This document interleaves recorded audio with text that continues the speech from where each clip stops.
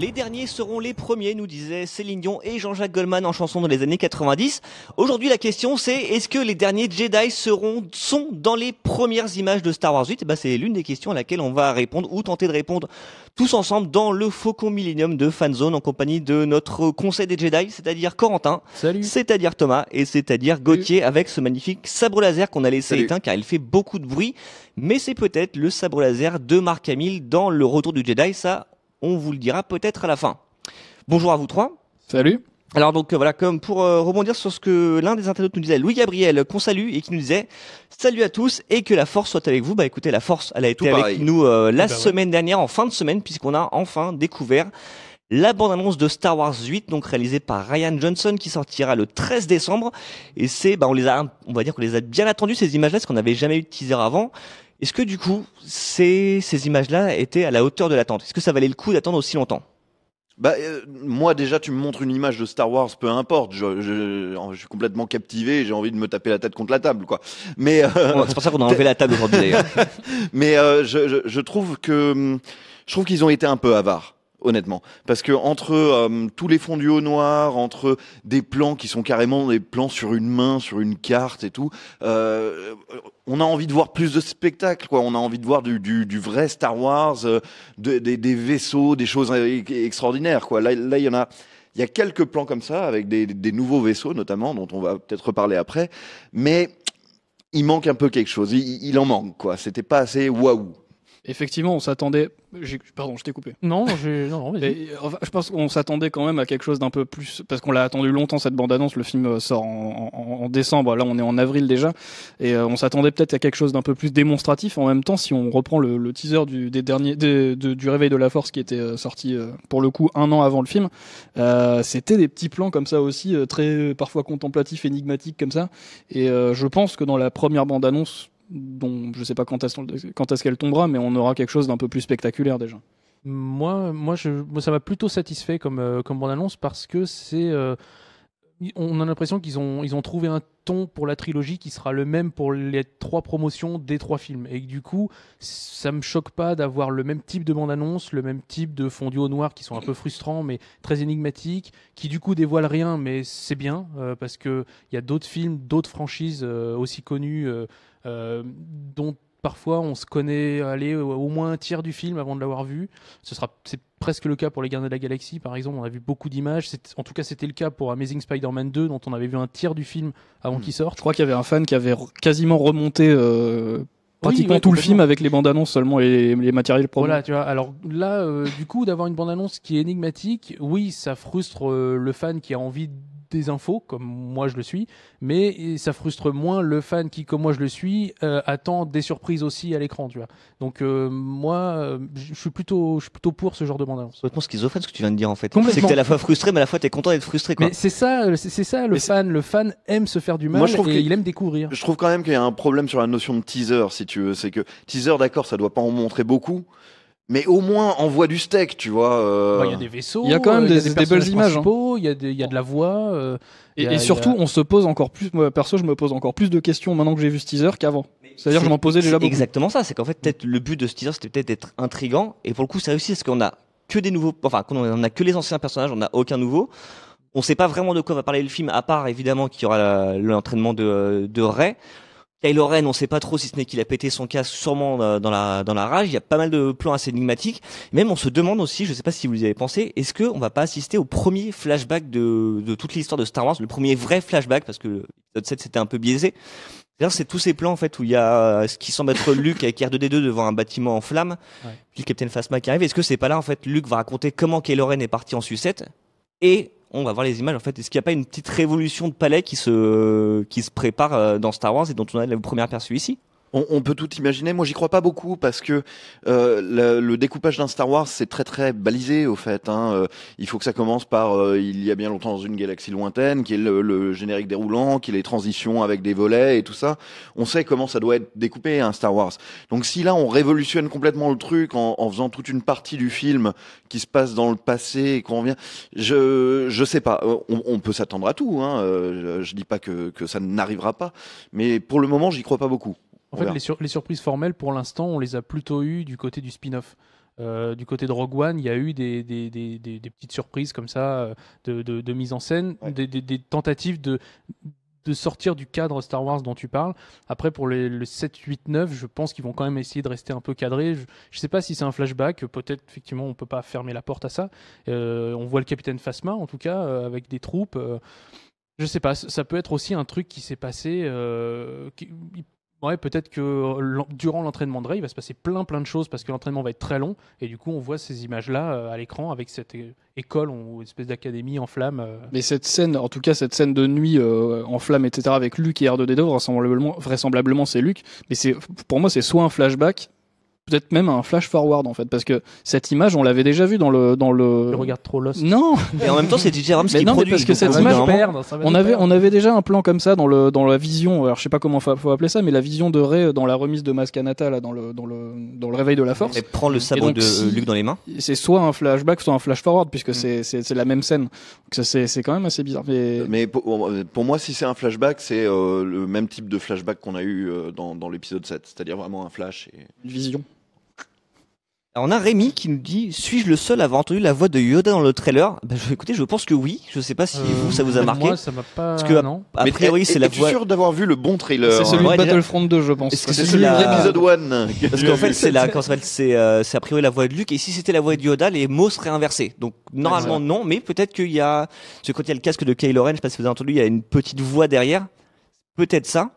Mais non, je pense pas que ce soit le. Il me semble pas. soit Enfin, la- moi, je ne l'ai pas entendu en tout cas. Mais Bah, vas-y. si tu as le texte qui est dit, mets-le nous dans les commentaires. On sera Ah, on a- ravis de. Non, on a Sébastien qui nous dit: il y a bien Yoda dans le trailer. Eh ben écoute, Hein Et bah. Nous sommes des guignols. Il est tellement petit, voilà, on l'a pas vu. Mais on l'a pas vu. pas entendu. Enfin. Alors, je veux bien que. Ah, apparemment, c'est au moment où on voit les livres. Donc, les livres qui sont quand même l'une des, Mais non, mais c'est l'une des choses les plus intrigantes quand même de tout ce qu'il y a. Alors, peut-être que en fait, la voix off, c'est un assemblage de différentes voix qu'il y a pu y avoir dans les précédents films. Comme il y avait eu dans justement, on parlait du Flash dans Star Wars épisode 7. Il y a un moment la voix de Ewan McGregor en Obi-Wan qui est revenu faire une voix et ils ont synthétisé la voix de Alec Guinness qui joue Obi-Wan vieux dans Un Nouvel Espoir. Peut-être que c'est ça. Pourquoi vous pas nous donnez envie de Oui, revoir ouais. la bande-annonce. Oui, parce qu'en fait, on l'a quand même beaucoup vu. Je sais pas vous, mais moi, rien que d'en reparler, j'ai quand même pas mal de frissons, ne serait-ce que sur la fin. Mais on a quand même Vincent. Je vais retrouver son commentaire qui nous dit: peut-on s'attendre à un Empire contre-attaque bis comme le 7 était un Nouvel Espoir bis? C'est vrai que c'est un peu l'un des reproches qui a été fait au Réveil de la Force de façon plus ou moins justifiée. Est-ce qu'il y a quand même une idée d'histoire qui se répète? Est-ce que c'est quelque chose qu'on sent déjà? On a dans deux cette bande-annonce éléments dans cette bande-annonce. Déjà, il y en a un qu'on pouvait présager, c'était l'entraînement de Rey par Luke. Ça, c'était inévitable et effectivement, je pense que le film sera centré là-dessus. Mais il y a aussi un plan de bataille. D'ailleurs, c'est une des deux seules batailles qu'on voit très furtivement. C'est sur une planète un peu de sable, je crois, où il y a des vaisseaux qui arrivent en ligne comme ça et qui font face à des AT-AT. Alors, Je crois que c'est par la une Wagyu. planète de sel. Planète de sel. Alors c'est en fait donc c'est pas moi qui le tiens, c'est le réalisateur qui en a parlé à la Star Wars Celebration. Il dit c'est une planète en fait qui est recouverte d'espèces de sel, de poussière, mais le dessous c'est de la terre rouge. C'est un peu comme s'ils allaient faire une bataille à Roland Garros en fait, et en passant du coup ils tapent dans le sol et ça fait des traînées rouges. Il y a même juste des gens qui crient, Ça sera qui même tapent des balles. précisé dans le générique déroulant. Ah C'est mais un il peu y aura comme des à gens qui Roland sont Garros. comme ça en fait. Il y qui aura, vont il y aura regarder comme des ça, arbitres de chaises. C'est une nation d'arbitres de chaises. Ça va être pas mal. 45. Mais il y a des Wookiees dans les arbitres.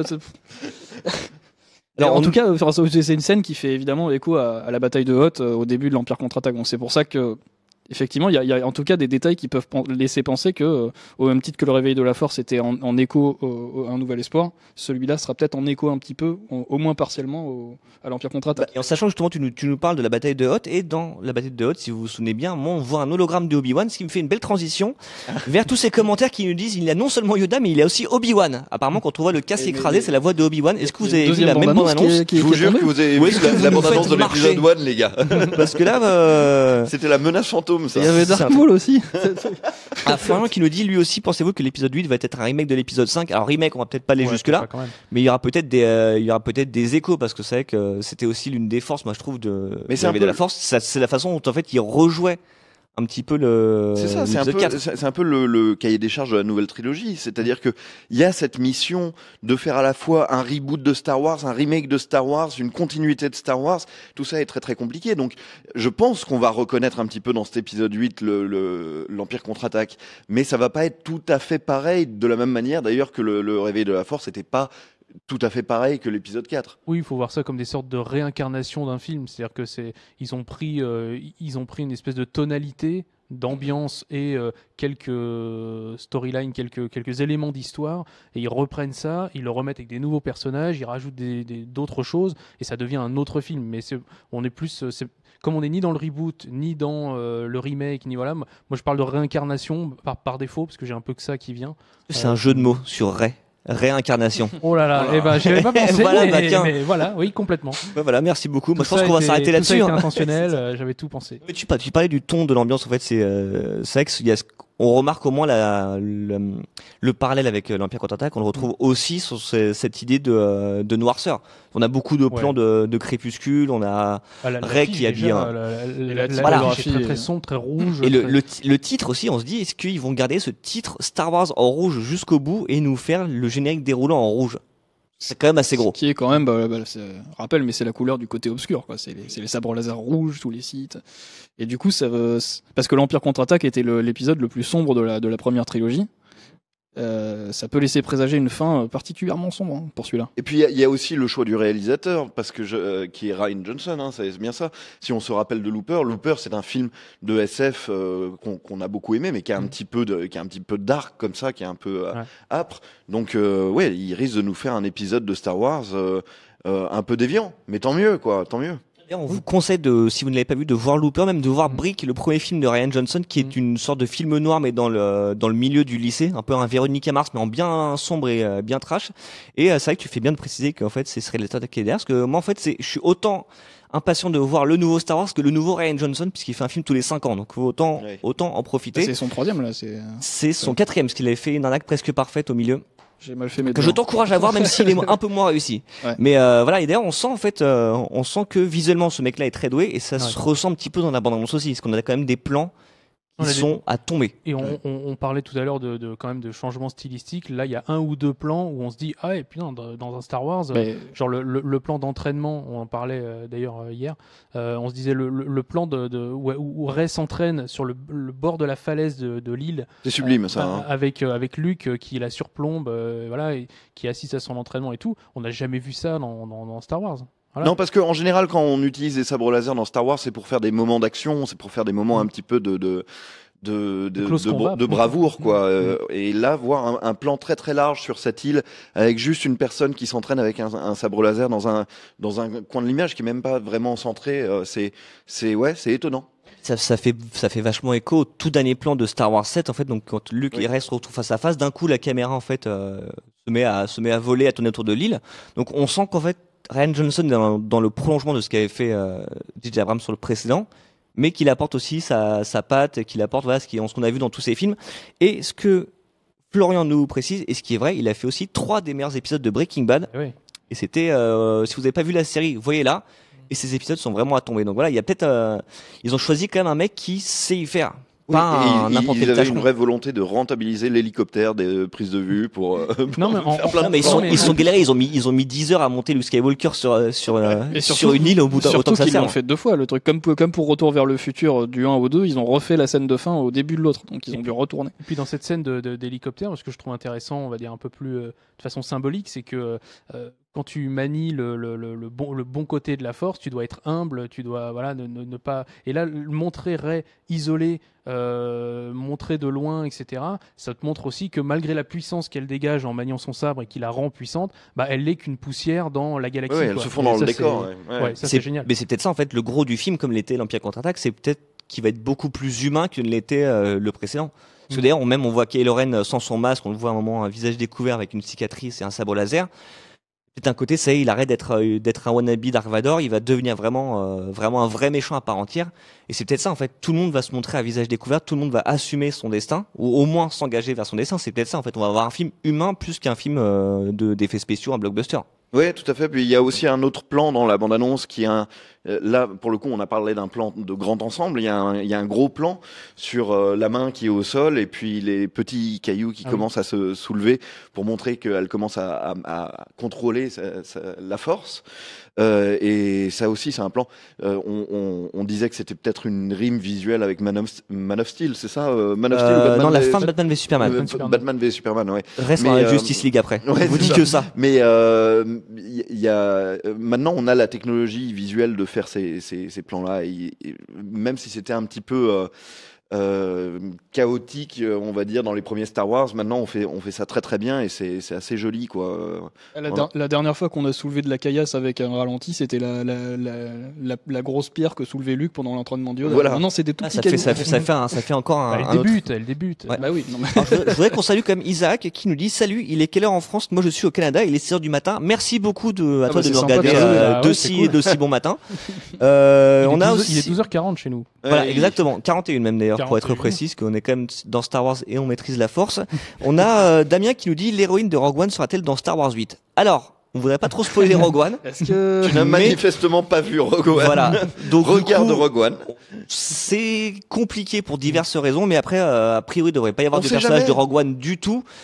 Mais on sait jamais parce qu'il pourrait y avoir des liens. Peut-être que Rey est lié à Jyn Erso, même si ça a été démenti. Sait-on jamais, hein. Il y a très souvent des choses démenties qui finalement deviennent. Après tout, Obi-Wan, il revient. Hein. Il se fait tuer dans l'épisode 4, mais il revient en hologramme. C'est vrai qu'il y a les hologrammes. Hein. Bah oui. Bah, en général, ça marche que pour les Peuvent tous Jedi. revenir. Ah, on a Mickaël qui nous dit c'est normal, Rey est la réincarnation de Anakin Skywalker, donc on va refaire cette blague sur réincarnation. Ça paraît un peu bizarre quand même. Il y a beaucoup de théories. Hein, ça. Oui, bah il y a beaucoup de théories. Il y en a une d'ailleurs en fait Surtout qui. sur les origines de Rey. Ouais, alors les origines de Rey, a priori, on n'aura peut-être pas la réponse dès maintenant, mais Rian Johnson a promis que ça allait être évoqué, ce qui est un peu normal. Ouais. Et justement, une théorie en fait qui circule un petit peu et qui reprend à la fois le côté crépusculaire, à la fois l'affiche que vous voyez derrière nous, à la fois la tenue de Rey. En fait, c'est cette théorie qui serait la théorie du Jedi gris. Je sais pas si vous en avez entendu parler. Donc, qui est une théorie qui est en vogue dans l'univers étendu, même si l'univers étendu a disparu On aujourd'hui. dirait un Power Ranger. Oui, c'est vrai, c'est un peu ça. Jedi gris. Grave, c'est ça. En fait, son sabre laser, en fait, va être tout poussiéreux. Non, en fait, c'est une idée selon laquelle, en fait, le personnage, donc ici le personnage de Rey, serait ni méchante ni vraiment gentille, en fait, ni du côté clair ni du côté obscur. En fait, elle tirerait le meilleur de chacun des deux extrêmes pour être un super Jedi. En fait, c'est un peu ce que montre cette affiche finalement. Oui, super Jedi, oui, d'accord. Il y a d'un côté Kylo Ren qui est le méchant, d'un côté Luke qui est le gentil, au milieu il y a son sabre qui fait bleu et après rouge. C'est peut-être ça en fait ce que C'est montre vrai que, voilà et en fait et ça dans la bande-annonce, c'est ce qui semble se dire. exactement et quand tu vois sa tenue et ce serait beaucoup plus en phase finalement avec les films d'aujourd'hui, les héros d'aujourd'hui qui sont beaucoup plus nuancés que ça ne l'était à l'époque de Luke qui était le gentil par excellence, même presque un peu naïf face à Dark Vador qui était le grand méchant. J'ai pas la réponse sur du coup est-ce que Oui, cette théorie ce serait quand même drôle. fou.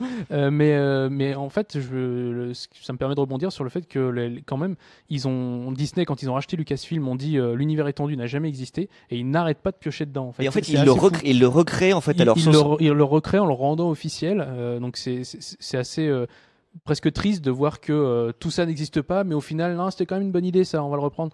Donc voilà, c'est un petit coup de chapeau aux gens qui ont fait l'univers étendu, qui se sont dit bon bah voilà tout ce que j'ai fait maintenant ça n'existe plus et ils revoient un peu des petits bouts de ce qu'ils ont fait dans les films, donc j'espère que ça continuera dans cette voie parce qu'il y avait des super trucs dans l'univers étendu. Ouais, ça expliquerait aussi beaucoup ce titre déjà pour commencer et aussi cette dernière phrase de Luke dans la bande-annonce, le côté alors qui est traduit un peu différemment, c'est ce côté il est temps pour les Jedi d'en finir, de s'achever.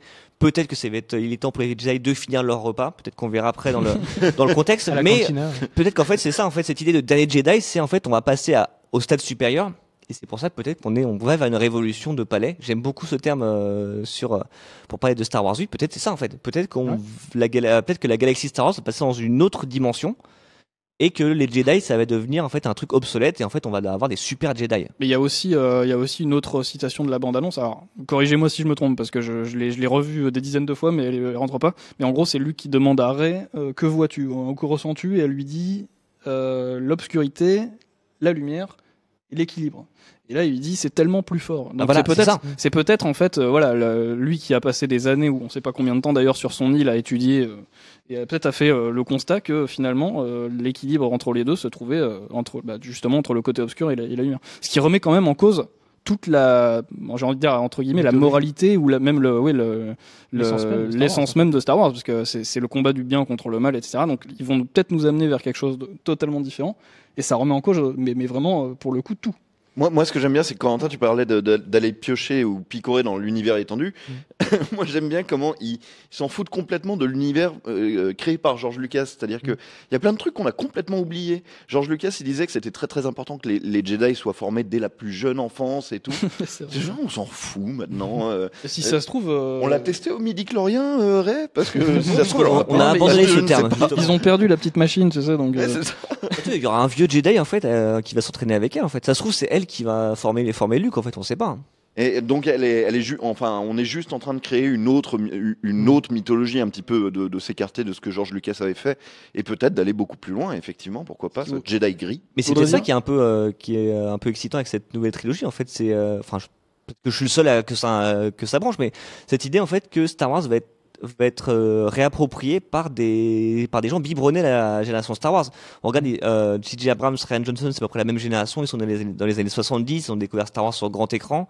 Ils ont grandi avec, ils ont sûrement voulu devenir réalisateurs grâce à ce film-là. Et aujourd'hui, ils se le réapproprient. Et peut-être c'est ça aussi, en fait. C'est en fait, ils osent un peu taper dans la fourmilière et bouger des choses. C'est le cas pour plein de franchises, Jurassic World aussi, Terminator aussi. J'y vois un parallèle assez fort, d'autant que je les ai revus ce week-end avec la tétralogie Alien, parce que Alien, de film en film et de réalisateur en réalisateur, poursuit sa mythologie, crée des nouvelles choses à partir du film originel. Et du coup, là, on assiste un peu au même phénomène, c'est-à-dire que on passe le film de main en main et en même temps, on transmet une mythologie en permettant au réalisateur d'ajouter des choses, de la poursuivre et non pas de simplement reproduire machinalement le côté bien-mal. Allez hop, tiens, on va refaire des films sur le bien et le mal. Là, s'ils insèrent l'idée de neutralité et d'équilibre, ça peut être super intéressant et apporter un vent nouveau. En fait. C'est sympa de passer le fil de Star Wars de main en main comme ça, mais il y a aussi un danger, c'est que à un moment, on va avoir une gamelle. Hein. À un moment, il y a quelqu'un qui va faire un film qui sera intrinsèquement mauvais. Oui, mais ils s'en rendront peut-être compte dès le tournage et ça fera une 4 fantastique, sauf que vu que c'est un enjeu Star Wars, ils auront le pognon pour faire revenir quelqu'un, refaire des scènes, quitte à refaire une moitié de film. Mais après, bon, il y a des calendriers de dates à tenir, effectivement, c'est très compliqué. Mais ouais, jusqu'ici, ils font appel à des gens qui arrivent ils n'ont pas eu de soucis. C'est-à-dire qu'apparemment, dès l'établissement du contrat, c'est clair que tu feras ceci, cela, et ce sera comme ça, et les réalisateurs s'y plient. Donc, ils doivent y trouver quelque part des choses à y grappiller. Tu vois. Eux-mêmes arrivent à mettre des choses de leur mise en scène dans des Star Wars, des trucs aussi formatés, on en parlait tout à l'heure, que les Star Wars. Donc, pour l'instant, ça marche. Oui, puis c'est pas grave. L'épisode 2, par exemple, moi je trouve que c'est intrinsèquement un mauvais film, mais c'est dans l'univers Star Wars. Mais non, la fin est très sympa, le début aussi. Il y a juste le milieu. Mais tu parlais justement du fait qu'un réalisateur puisse apporter quelque chose. Ce qui nous amène vers ce dernier plan de la bande-annonce, et je sais que ça va beaucoup te plaire. C'est ce petit plan. Donc c'est le seul plan vraiment de Luke Skywalker. On a ce plan de loin aussi, mais on le distingue à peine. Ce plan de Luke Skywalker qui rappelle un des plus grands films de l'histoire du cinéma. Exactement. Oui, j'ai l'impression que chaque fois que je suis avec vous en live, je parle de western, mais voilà, je casse. Mais tout western là, c'était partout. obligé. Mais le dernier plan de la bande-annonce, moi, m'a fait penser immédiatement à la fin d'un film qui s'appelle La prisonnière du désert, un film formidable que je vous encourage tous à voir ou à revoir.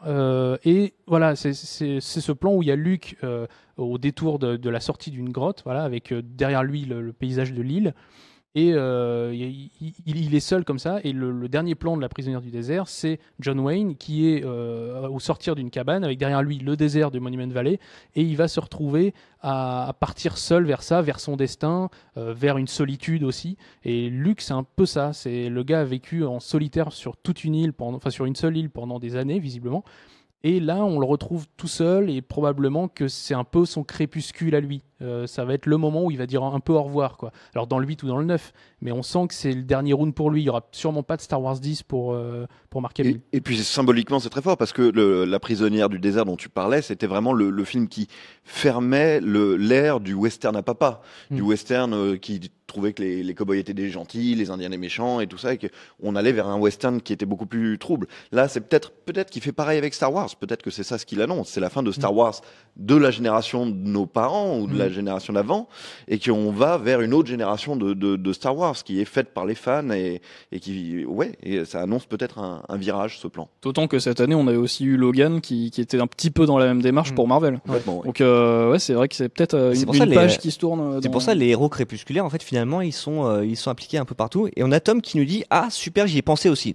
Tu n'es pas le seul. Merci Tom. Peut-être que Tom, tu es aussi fasciné par le western. Et puis tu vois, à un moment, il y a les vaisseaux qui partent et qui laissent une traînée rouge, parce qu'on en parlait tout à l'heure, hein, la planète fait que voilà. Et ce sable rouge, moi, dans mon idée ça parle un peu de la prisonnière du désert, Star Wars 8, on retrouve ce sable un peu rouge de Monument Valley qui est quasiment un des personnages à part entière de la prisonnière du désert. Donc je pense que le parallèle s'arrêtera là, hein, faut pas déconner non plus. Mais je trouve ça intéressant que le mec ait été biberonné au classique du cinéma et en mette un peu, ne serait-ce que dans un teaser, c'est fou quoi. Oui, parce qu'il l'a dit dès le début, Rian Johnson, les premiers éléments qu'il a donnés, quand il a parlé de ses références, c'était des films comme ça, c'était des films comme La prisonnière du désert, des films japonais de Akira Kurosawa. Il a jamais cité Star Wars 1 ou 2, ou peut-être parce que c'est un mauvais film comme tu disais Gauthier, mais voilà, en fait, c'était des références un petit peu inattendues et finalement des références assez bienvenues en fait pour bousculer un univers comme celui de Star Wars. Oui, je crois dedans il y avait les trois samouraïs hors la loi. Qui est un super film de sabre et qui tient, l'histoire est assez simple, mais par contre les combats au sabre sont fous et c'est une des influences de Rian Johnson. Donc ça veut dire aussi que peut-être au-delà du combat, de l'entraînement qu'on voit, il y aura aussi des combats au sabre en plus en close combat, quoi, vraiment comme on a l'habitude de voir dans Star Wars, et que ça va dépoter sévère, quoi. Ce qu'il faut aussi dire, c'est que je fais vite, mais Star Wars à la base, ça a toujours, enfin tout le monde le décrit comme un film de science-fiction. En fait, c'est un western dans l'espace. Plus un film de chevalier. Aussi, même aussi, ouais, mais c'est comme ça que le décrivait George Lucas en tout cas. Pas du tout comme une aventure de science-fiction, mais vraiment comme un voyage. Un hommage au western, et c'est devenu quelque chose de tellement énorme que c'est presque un genre à part entière. Autant le film de super-héros, on est en train de voir qu'il est en train de connaître un côté crépusculaire, autant ce serait carrément légitime pour Star Wars en tant que presque genre de connaître le même changement, quoi. Tant qu'il y aura du cinéma, il y aura du Star Wars. Ça, c'est sûr. Oui, alors que justement, on avait, que je retrouve exactement, on a un internaute qui nous disait c'est bon, je l'ai retrouvé. Mathieu qui nous dit plus de Skywalker, plus de Star Wars pour l'interrogation. Ah, ça va avec une deuxième théorie. Qui veut qu'en fait fan théorie. Non mais ça c'est sur les origines de Rey en fait qui voudrait que. Mais alors là. C'est potentiellement un spoiler, donc je sais pas, mais que le grand-père de Rey soit Obi-Wan Kenobi et que donc ça remettrait en cause encore une fois pas mal de choses. Star Wars ne soit pas centré sur les Skywalker, mais sur les Kenobi qui agissent un peu dans l'ombre depuis le début. Ce qui est bizarre, parce qu'en fait, dans l'Empire contre-attaque et dans le Retour du Jedi, il a 5 minutes à l'écran, Obi-Wan Kenobi, quand même. Mais c'est quand même grâce à lui que Luke est formé. C'est des personnages qui sont un petit peu dans l'ombre comme ça, mais qui ont toujours été là et sans qui Star Wars n'existerait pas. Moi, j'y crois. Je suis désolé, mais alors j'y crois pas du tout. Je trouve qu'on passe beaucoup de temps à nous expliquer que Anakin était un super pilote, Luke était un super pilote, et que bizarrement Rey est une super pilote. Donc voilà, tout ça est une lignée cohérente et logique. Je trouverais ça logique que ce soit la fille de Luke. Je sais même pas pourquoi on penserait autre chose au fait. Ah, parce que c'est beaucoup trop évident pour regarder pendant 3 films. Bien sûr que c'est évident, mais il me semble que c'est évident effectivement. Il faut que je te retrouve l'article parce que c'est Johan. C'est sûrement très intéressant. Et Star Wars, c'est fait pour faire des théories, je sais bien. On aura l'occasion d'en faire pas mal, je pense, d'ici la sortie du film, puisque le film sort. Mais c'est une saga familiale, donc sans les Skywalker, je trouve que ça n'a pas beaucoup de sens. Ça raconte l'histoire de la famille Skywalker, cette histoire. Il y a des spin-offs, sinon on peut faire des spin-offs. Et tu parlais tout à l'heure de chevaliers, ce qui nous amène vers le commentaire de Quentin qui dit: j'aurais bien aimé voir les chevaliers de Ren dans le teaser. Donc les chevaliers de Ren qui sont les hommes de main de Kylo Ren qu'on avait vu vite fait dans un flash sous la pluie dans l'épisode 7. Ça nous amène vers Kylo Ren en fait qui on nous a souligné qu'il y avait comme une incohérence dans le teaser, parce qu'on voyait Kylo Ren avec une cicatrice au milieu du visage, alors qu'en fait c'est au niveau de l'œil qui se fait blesser. Mais est-ce que c'est vraiment une cicatrice? Est-ce que justement ça appuie pas l'idée que ce serait un flashback? En fait, ce plan où on le voit avec son sabre laser, en fait, avec du feu autour de lui, c'est juste en fait un flashback, et que on n'est pas dans l'après réveil de la Force, on est juste dans le flashback de comment il est parti en vrille. Moi, je pense que enfin, à mon avis, c'est juste un faux raccord, mais Michel et Michel pourront en témoigner. Oh, le crossover, quoi. Il fait des spin-offs dans Friendzone. À mon avis, ce teaser et du coup le début de l'épisode 8, comme ça a été d'ailleurs plus ou moins annoncé, se déroule pile après la fin du Réveil de la Force, c'est-à-dire qu'on retrouve les personnages exactement là où on les a laissés. Rey sur l'île avec Luke, Finn, on le voit dans sa capsule, il est très mal en point, et du coup Kylo Ren, qui vient de péter son casque de rage et qui s'est fait balafrer par Rey. Ou alors il a marché dessus sans faire exprès et il est encore plus énervé. Ça, c'est une possibilité. Là, et oui, en tout cas, c'est ce qui se dit en fait. Et là, ce serait vraiment un énorme changement. Et j'irais même peut-être plus loin, mais ça c'est pas sûr. C'est que le premier plan du teaser serait peut-être, alors ça c'est vraiment moins sûr, mais peut-être le premier plan du film, parce que tous les Star Wars commencent sur un plan de l'espace avec des étoiles, et là on nous fait croire en fait que c'est le cas. En fait, l'image se netifie, devient nette, et en fait c'est des rochers sur l'île. Et donc pourquoi le film commencerait pas là-dessus, le générique déroulant en rouge ou pas, sur des fausses étoiles qui se révéleraient en fait être un bout de l'île de Luke. C'est possible. Après, en fait, ça veut dire qu'on commencerait au milieu de l'entraînement de Rey et qu'il faut revenir en arrière, parce que la théorie qui circule, enfin la rumeur qui circule, en fait, c'est qu'on reprend vraiment à la seconde près où l'épisode 7 s'est terminé, avec Luke qui apparemment voit Rey et lui demande qui elle est, ce qui quand même casse un petit peu l'histoire de c'est sa fille. Moi j'aimerais que le film réponde à une question que je me pose vraiment depuis que j'ai vu l'épisode 7, c'est à quoi servait le masque de Kylo Ren. Mais parce que à quoi il sert? C'est comme la garde du sabre laser rouge, c'est que le mec il est un fanboy. C'est un fan. J'ai compris. Justement, il y a ce côté fanboy justement, c'est qu'en fait le mec il est obsédé par Dark Vador, il veut être comme Dark Vador, donc du coup le seul truc qu'il a trouvé c'est de faire un masque comme celui de Dark Vador. C'est pour ça en fait qu'on parlait du côté humain, cette possibilité en fait qu'il abandonne le masque parce que ça y est maintenant c'est Kylo Ren et plus le Dark Vador du pauvre. En fait, c'est comme les lunettes de Superman. Et c'est ça. Mais il y a un côté. C'était Kylo Ren sous le masque. Il y a un côté tuning dans sa façon d'élaborer le site, le mec. J'espère qu'il va tuner aussi son vaisseau avec des ailerons et des néons. Je suis sûr que c'est le cas. Son vaisseau, en plus, il est. Fast and Furious Kylo Ren. Mais c'est sûr, le mec, c'est un ado et il a voulu tuner son costume, quoi. Moi, j'aime bien aller trop loin dans l'interprétation, et du coup, trop loin. J'avais vu dans l'épisode 7. À travers ce personnage de fan qui se cache derrière un casque et pour cacher son identité, alors quand il l'enlève, on a l'impression de voir un gamin de 16 ans qui fait j'ai fait des bêtises, je veux un scooter, je vais fuguer. Et ben au final, moi j'avais vu une espèce peut-être de parallèle avec les réseaux sociaux actuels, où finalement ou même hors réseaux sociaux, l'utilisation d'internet, à travers lequel tu peux te mettre un avatar, dire à peu près ce que tu veux, faire des trucs parfois horribles. On sait que ça peut mener à une avalanche de commentaires sur des réseaux sociaux, etc. Et ben je me dis, le gars, ça peut être un symbole de ça. Le mec a son casque, tout le monde pense que c'est un gros vilain, et en fait quand tu ouvres, il a 16 ans et il sait pas trop ce qu'il a fait, quoi. Très intéressant. Peut-être beaucoup cette métaphore. D'ailleurs, ce qui est une métaphore qui ne correspond pas à vous, parce que vous êtes beaucoup à commenter de façon bienveillante aujourd'hui, mais c'est une super théorie. Voilà. Franchement, pardon. J'ai pété l'ambiance. Président. Par contre, j'ai pété l'ambiance d'une force. Bah ouais, du coup, d'une force Awakens. Mais du coup, on a. Pardon. Oh là là, il s'arrête plus. Les grosses têtes de l'humour, quoi. Enfin oui, dans les grosses têtes de l'humour, de toute façon, c'est un pléonasme. Non, mais je peux relancer avec Yann qui nous dit, à votre avis, quel sera le texte du début? Dans une galaxie j'ai encore lointaine, plus pété l'ambiance. Star Wars épisode 8, les derniers Jedi. Voilà. C'est ça? Non, mais ça, comme le réveil de la Force commençait par Luke a disparu, c'est ça? On a retrouvé Luke. On a retrouvé Luke. Il va bien. Voilà. Il est à Guernesey. Il vous embrasse. Bah oui, ça pourrait résumer l'épisode 7, peut-être.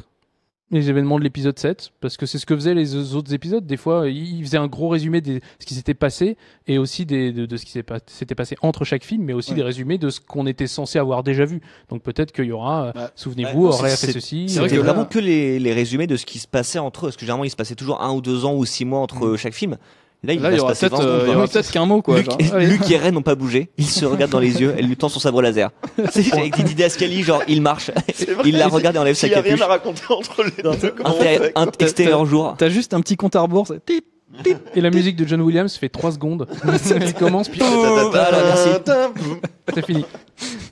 Ah, on a Dorian qui nous dit pourquoi dans Rogue One on n'a pas eu de texte au début, parce qu'en fait c'était pour marquer la distinction entre la saga mère, on va dire, donc l'épisode 1 à 9, et les spin-offs qui Il y en a pas vraiment dans les sont un spin-offs, peu des exercices de style, qui sont des variantes de l'univers en fait. Donc du coup ils se sont dit on va marquer le coup comme ça en laissant de côté le générique déroulant. Et on parlait justement de ce générique déroulant du 8 avec le titre Les Derniers Jedi. Est-ce que selon vous ce sera vraiment les derniers Jedi? Parce que je sais que tu as traité cette news-là Corentin ce week-end. Oui, c'est vrai. Ryan Johnson est un peu venu. Il est un peu venu tout bouleverser en Bah fait, oui. puisque nous on était dans nos certitudes de titre français qui dit Star Wars les derniers Jedi, et puis lui en interview il fait ouais alors moi dans ma tête c'est plus le dernier Jedi parce que vous voyez Luke est tout seul sur son île, c'est le dernier Jedi, donc ça dans ma tête ça a toujours ça a dû s'appeler le dernier Jedi. Donc au final il vient un peu donner un coup de pied dans la fourmilière là où tout le monde était bien en train de faire son truc. Parce qu'en tout plus, allait bien. on avait vu l'affiche, on a dit bon bah les derniers Jedi c'est bon, on les a. Ils sont là quoi. Mais oui, c'est alors que normalement il a validé le titre français. Vu comme c'est cadré. Donc je pense qu'il voulait dire peut-être que dans sa tête, pour lui, s'il y avait un dernier Jedi, ce serait Luke. Peut-être que c'est plutôt ce qu'il veut dire, plutôt que de dire dans le film il y aura un seul dernier Jedi. Je pense qu'il y aura plusieurs Jedi. Ah, c'est marrant parce que depuis le temps que je vous dis qu'il faut voir absolument tout en VO tout le temps, ce qu'il y a de bien, c'est que ce titre-là, The Last Jedi, il est fait pour que vous ne sachiez pas si c'est le ou les. Ah oui, mais après ça Et on n'y en peut rien. français, quand on le traduit, on est obligé de prendre une décision et on prend peut-être la mauvaise. Ben Ah non, mais voilà. tu mets les S entre Après, parenthèses. non, mais à Le mon dernier, hop, voilà, à tu mon mets avis, des S. ils ont dû quand même se concerter. Et je sais pas après ce qu'il a voulu dire Ryan Johnson, mais le titre français, ils ont pas dit bon allez, on Un sait truc pas. avec un enjeu mondial comme ça, tu Ouais, fais attention ouais. au titre quand même. Tu sais qu'il y a un point d'interrogation Mais- à la fin en fait. La- Les derniers Jedi, point d'interrogation. Bah Le ouais, dernier voilà. Jedi. La vraie question pour moi, c'est pas de savoir si c'est le ou les, parce que de toute façon, il y aura Luke et Rey qui est bien parti. C'est peut-être là, Ouais. mais de toute façon, moi, ce qui m'intéresse, c'est pas Jedi pluriel ou masculin, c'est dernier. C'est savoir ce qui va leur arriver dans ce film. Est-ce qu'ils vont disparaître? Ils vont être tués Il par ou- Kylo Ren d'ailleurs. Et Nico nous dit votre avis sur les méchants Kylo Ren vu le bashing qu'il a pris dans la tronche. Est-ce qu'il s'est fait tant bâcher que ça? Enfin oui, si, il s'est fait bâcher quand il a plus son masque. Mais eh ben s'ils avaient tort.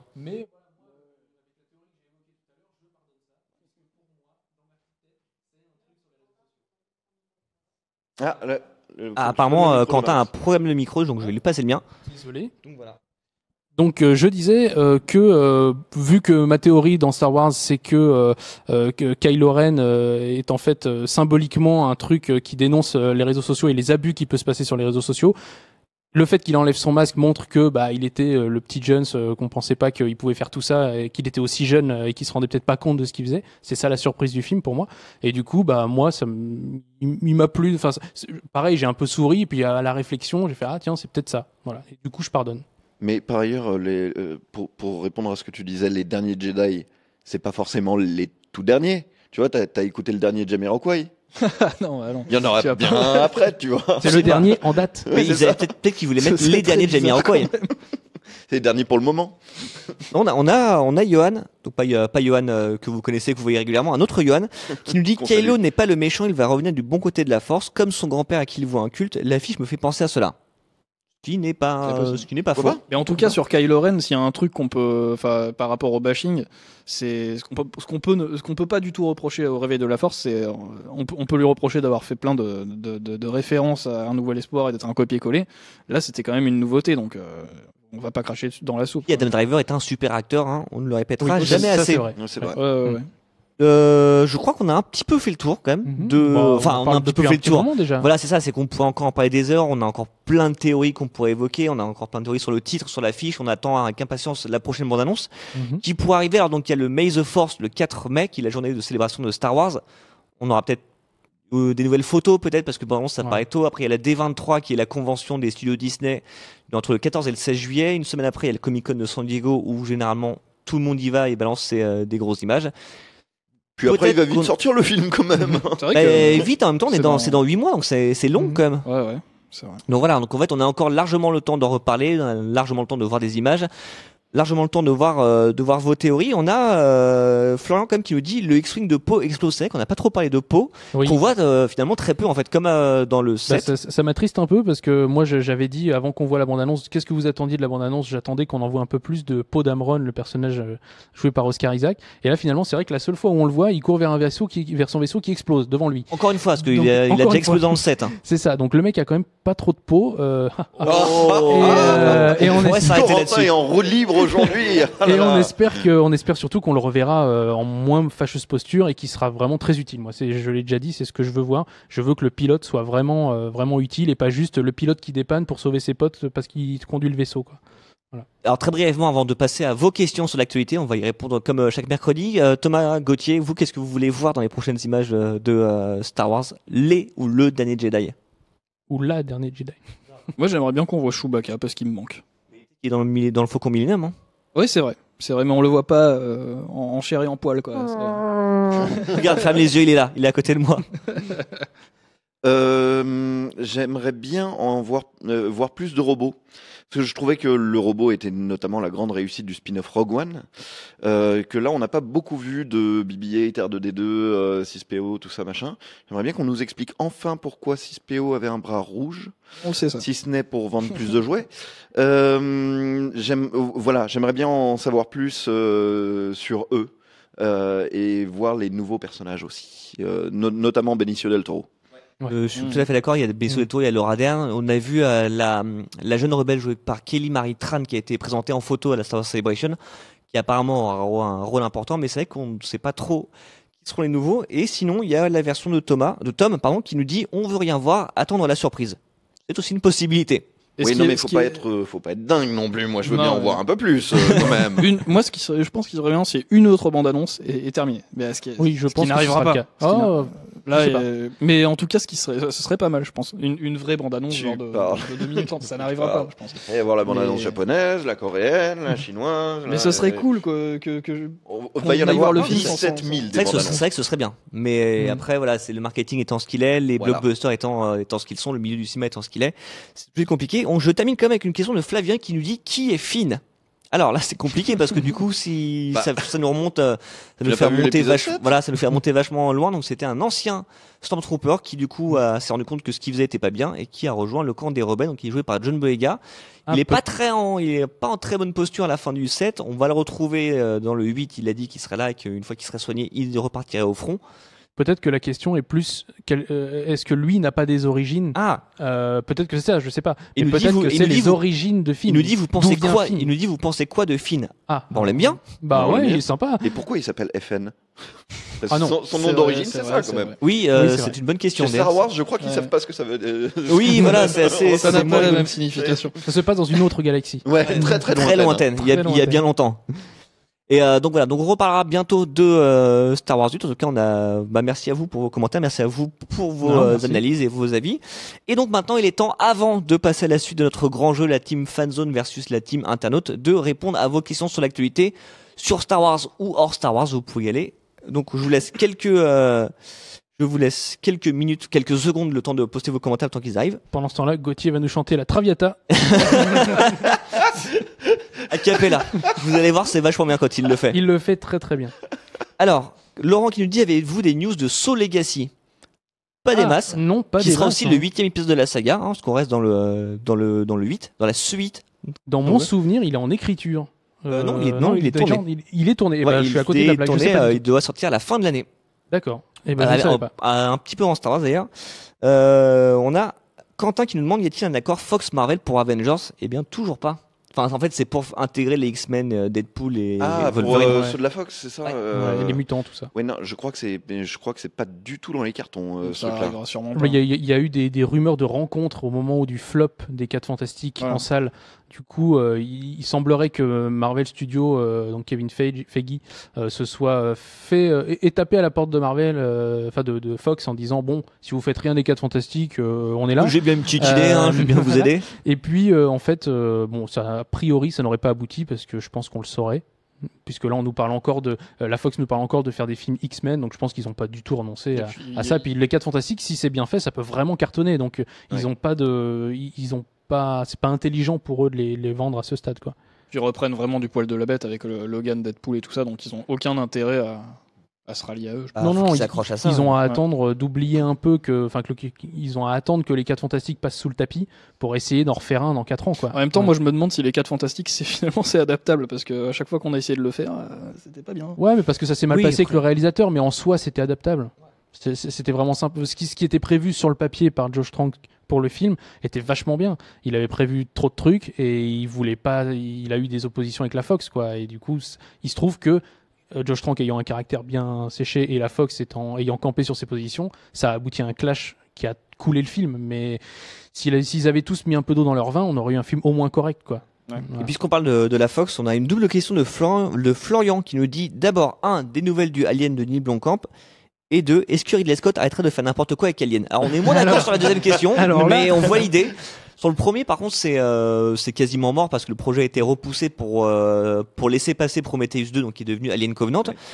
Sauf que Ridley Scott a déjà prévu de tourner la suite de Alien Covenant l'an prochain, ce qui fait que ça laisse un créneau assez limité. Et il est un peu chiant, Ridley Scott, parce que ça va là. En plus, on sera en live avec lui dans une semaine à peu près. Donc super, voilà, on lui dira. Si ça se trouve, il nous passera mon bonjour. Voilà, Non, mais pas dans le sens où son cinéma serait extrêmement mauvais, etc. C'est plus sur la cohérence de l'univers Alien où on a l'impression qu'il nous emmène dans tous les sens. D'un coup, il nous dit, je vais faire une suite à Prometheus. Bon, il faut encore 2 films pour rallier avec la saga, avec le premier Alien. En fait, je vais en faire 3. En fait, je vais en faire 4. Et on se dit, mais t'as 80 ans, Ridley, tu vas pas pouvoir faire 4 films Prometheus James Cameron Avatar, ça. avant Alien, quoi.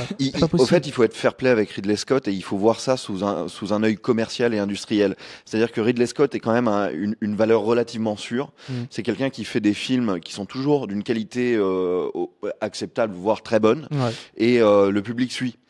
Alors que Neil Blomkamp, il a fait un film qui était impressionnant pour le public, qui était District 9, et depuis, c'est de pire en pire. Non, Chappie, c'était très sympa. Mais pas de manière qualitative, hein, en termes de succès. Donc les studios doivent freiner les cas de fer. Ridley Scott, papa de la franchise Alien, a dit ça, c'est mon truc et je m'en occupe pour le moment, donc pas touche.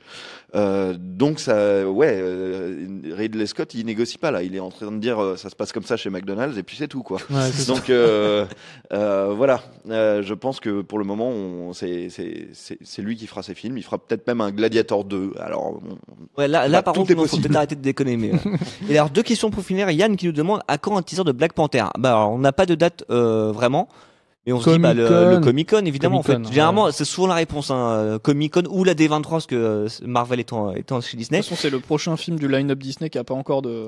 Voilà, donc au bout d'un moment, sur la liste. Ça va finir par arriver dans les mois qui viennent. Donc la D23 et le Comic-Con étant au mois de juillet. Voilà, après, c'est vrai que je crois peut-être même plus à la D23 dans le sens où il y a eu quelques années où Marvel a snobé le Comic-Con du coup, au profit de la D23. Donc il n'est pas exclu que ce soit, j'ai dit Comic-Con un peu vite, il est possible que ce soit plutôt la D23. En plus, c'est une semaine avant le Comic-Con, ça fait un peu le contre Comic-Con.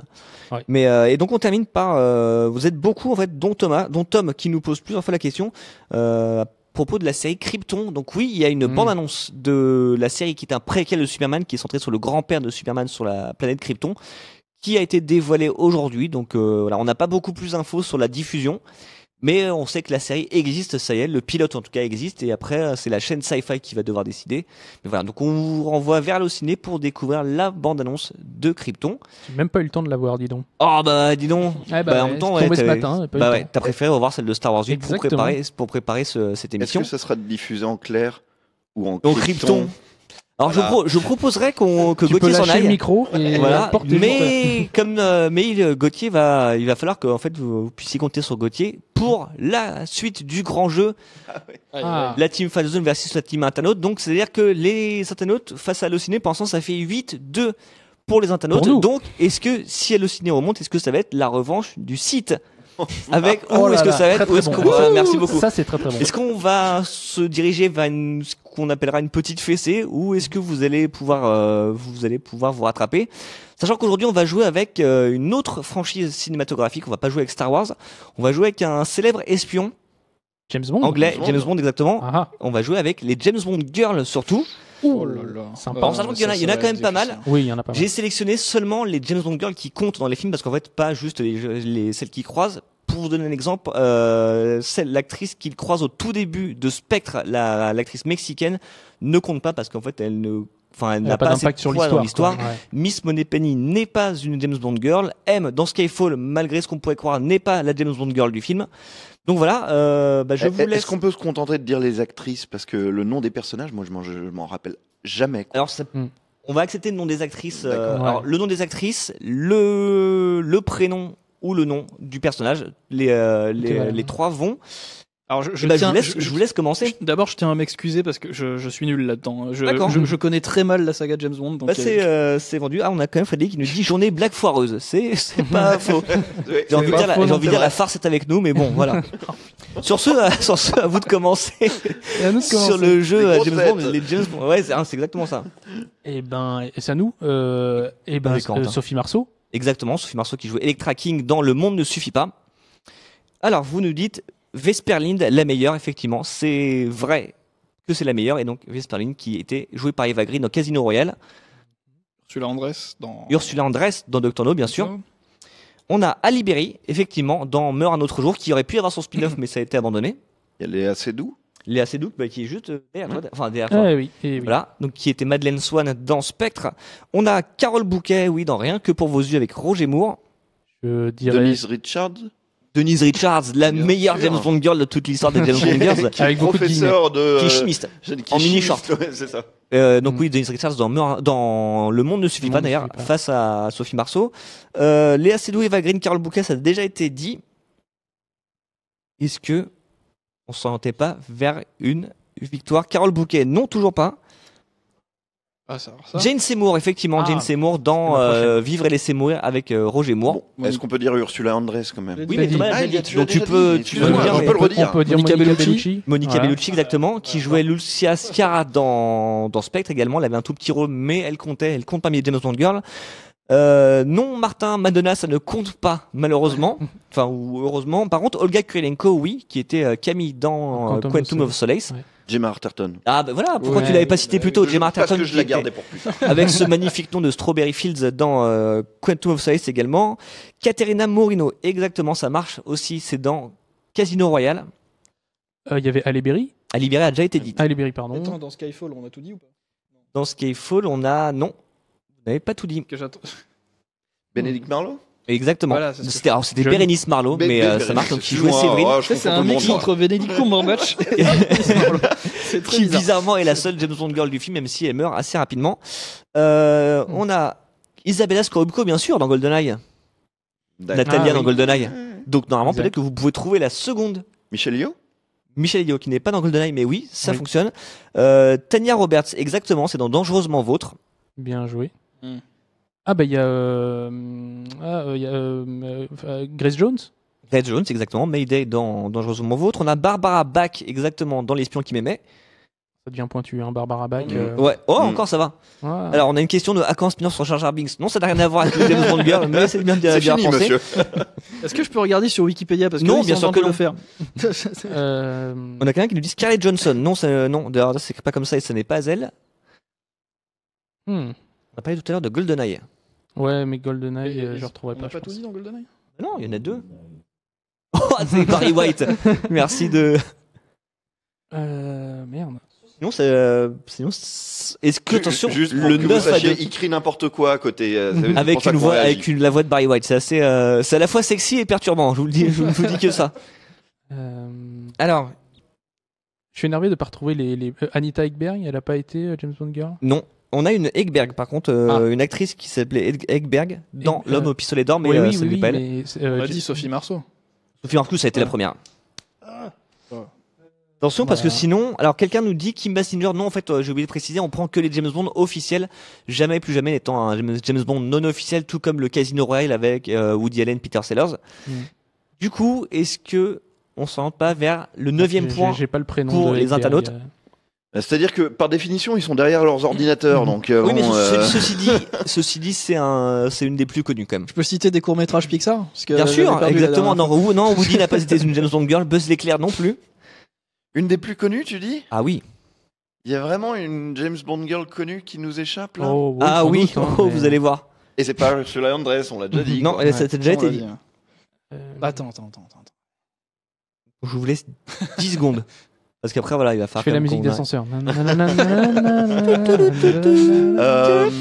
bah vas-y, dis-nous. Eh bien, c'était Famke Janssen. Ah, mais oui, dans GoldenEye. Donc, ça fait 9 points à 2 pour la team Fanzone. Bravo. Je vous cite quand même deux, êtes trois Je noms. parie sur eux à chaque fois. Ouais. Je gagne de Je l'argent. cite quand même deux, trois noms de personnages qui me faisaient bien marrer. Donc, il y avait Tatiana Romanova, notamment, dans Bon baiser de Russie. Il y avait Marie Goodnight, alias Bonne Nuit, dans L'homme au pistolet d'or. Bonne Et nuit. il y avait Anya Masova, alias Triple X. Donc, ça, on l'a cité, c'était Barbara Bach et non pas Vin Diesel. Holly Goodhead dans Moonraker. Et quand même ma préférée, que je la retrouve, c'est dans Les Diamants Souterrains. On a une James Bond qui s'appelle Abondance de la queue.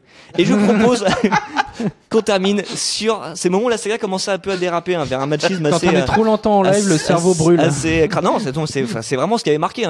J'ai vérifié. Donc voilà, je vous propose qu'on termine sur à la fois ce nom assez fleuri.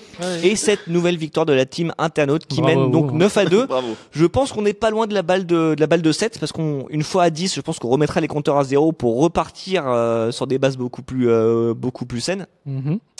Mais voilà, je vous remercie Il en tout faudra. cas d'avoir été avec nous en live donc pour parler de cette bande-annonce de Star Wars et pour gagner un nouveau point.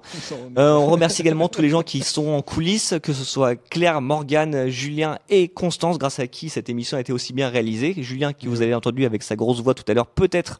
Sinon, vous avez raté quelque chose. On remercie également la rédaction d'Allociné qui nous soutient depuis derrière ses ordis, notamment Johan. On embrasse fortement Mathilde qui pouponne son baby Groot et qui, j'espère, nous regarde. Merci à vous trois d'avoir été en plateau avec nous. Merci. Merci pour vos analyses, merci pour vos connaissances, pour votre humour aussi. On n'en parle pas assez On souvent. est drôle. Voilà. Et voilà, donc on se donne rendez-vous bien sûr très bientôt donc pour un nouveau Fanzone. On parlera notamment des Gardiens de la Galaxie. Et ouais. Vous est déjà parti manger, excusez-moi. Et on sera aussi en live avec Ridley Scott, pas dans Fanzone, ce serait quand même assez beau, mais pour parler de Alien Covenant et notamment de la saga Alien. Donc on vous en reparlera, vous pourrez poser vos questions et il y répondra en live. Ça, c'est cool. Je pense qu'on a tout dit. Voilà. Donc voilà, on a envie de vous C'est dire dit. que la force soit avec vous. Vive Star Wars et rendez-vous au plus tard le 13 décembre pour découvrir Star Wars et le dernier Jedi. Et rendez-vous très bientôt pour nous retrouver en live avec notre humour tout pourri. Salut! Ciao. Salut. Salut.